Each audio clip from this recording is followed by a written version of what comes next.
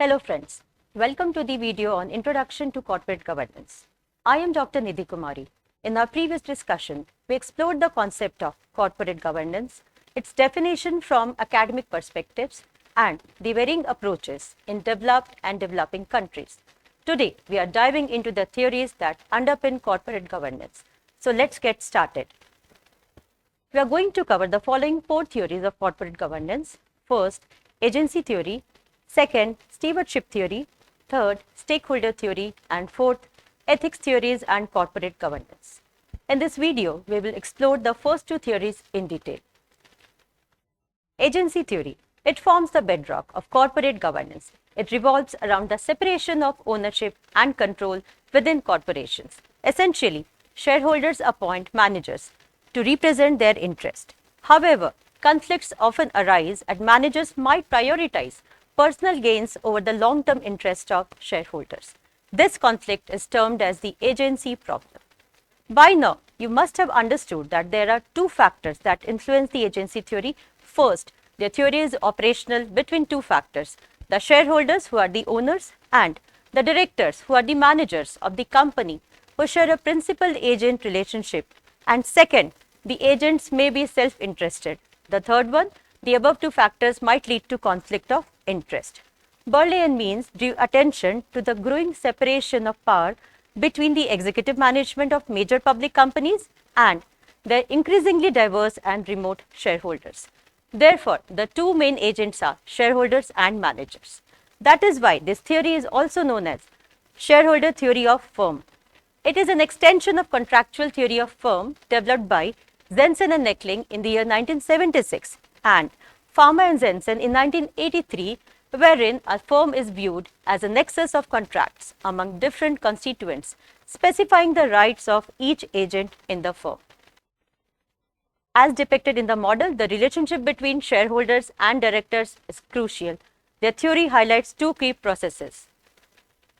Employment of resources, that is, shareholders entrust directors with the management of the business. Second, personal advantage, directors may prioritize personal interest over shareholders' interest. Now, let's delve into a couple of assumptions underlying agency theory.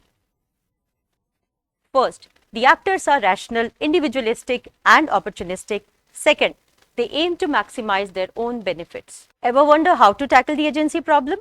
Let's delve into solutions. How can we address this challenge effectively? Explore various methods to solve it. First, by providing incentive. Second, by providing personal recognition. Third, by providing monetary and non-monetary rewards to managers. And the last one, fourth, there should be a linkage between executive remuneration and shareholders' benefit.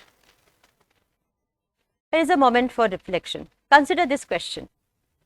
Which of the following statements about agency theory is incorrect? First, managers are employed by the shareholders to run the corporation in the former's best interest. Second, agency theory finds a link between the board of directors and corporate governance. Third, it refers to the company and the directors taking into consideration the interest of all involved in the process of management. And fourth, there is a need to align the interest of shareholders and directors. You may pause the video and note down your answer. Once you are done, resume the video. Welcome back. Let's discuss the correct answer. The correct answer is option 3. While it is essential for the directors to consider various interests, agency theory primarily focuses on the relationship between shareholders and managers. Now, let's move on to the stewardship theory. Stewardship theory provides an alternative perspective to agency theory. It emphasizes trust between managers and shareholders. According to this theory, managers act as stewards of the company, prioritizing its well-being over personal gains. So, this brings the aspects of trustworthiness of managers. Unlike agency theory, which emphasizes control mechanism, stewardship theory relies on the integrity and ethical values of managers. Managers, who are viewed as trustees, aim to achieve corporate success aligned with shareholders' interest. The theory put forward the argument that managers are not merely agents of the shareholders. They are good stewards of the company and work diligently to attain high levels of corporate profits and shareholders' return. The primary mechanism to control the managerial behavior is the market for managers with strong personal reputation. Thus, the managers who attach significant values to their reputation are far from being an opportunistic shirker, essentially want to do a good job. The theory has manifestation in the Anglo-Indian laws wherein the duties of the directors are based on stewardship. This in turn observed through the following mechanism. First, the alignment of goals. The goals of the directors and shareholders are the same and no material change exists between the two. Second, exercise of choice. It does not lead to a situation of the director departing from the choices and objectives of the company. Third, control mechanism. The issue of control is an important factor as more control is counterproductive in the stewardship model as it depends on the proactive behavior of the directors acting in their fiduciary capacity as the stewards of the company.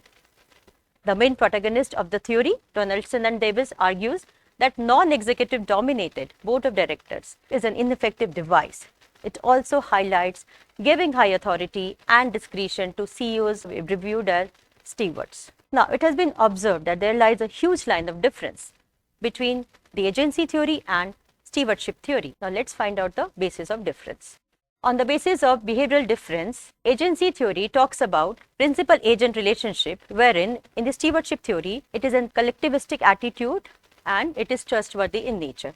On the basis of attitude to risk, agency theory talks about risk avoidance nature, wherein stewardship theory comprises of risk management attitude. On the basis of psychological mechanism, agency theory talks about lower order needs of the people, wherein the stewardship theory talks about the higher order intrinsic needs which are fulfilled. Now, on the basis of situational mechanism, under agency theory, control-oriented management strategy is the crux of the topic, wherein under stewardship theory, involvement-oriented strategy is the crux. Now, last, on the basis of the objective, cost control is the major objective of agency theory, wherein under stewardship theory, improving performance is the important aspect.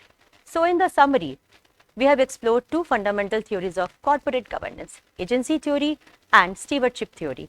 These theories offer valuable insights into the dynamics between shareholders and managers within corporations. We can now surely say that both the theories contradict each other on many parameters, but there are certainly some commonalities like financial reporting, disclosure, and auditing that regulates the managerial behavior in both the theories. Stay tuned for our next video where we will delve deeper into stakeholder theory and ethics theories in corporate governance. Thank you for watching and see you in the next video.